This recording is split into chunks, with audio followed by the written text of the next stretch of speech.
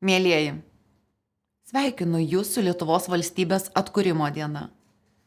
Daugiau kaip prieš 100 metų mūsų tautos šviesuoliai išdrįso svajoti apie laisvą ir nepriklausomą Lietuvą.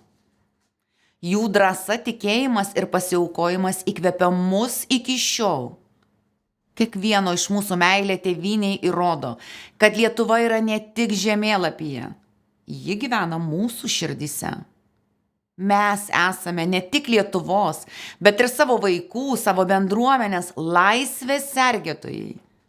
Savo kasdieniais darbais, gimtąja kalba, tradicijomis mes kūrėme gyvą tiltą tarp mūsų praeities ir ateities.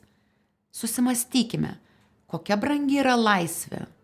Ir kartu pasidžiaukime, kad galime ją švęsti. Tegul ši ypatinga diena mus dar labiau suartina. Tegul Lietuva visada gyvuoja mūsų mintyse, darbuose ir svajonėse.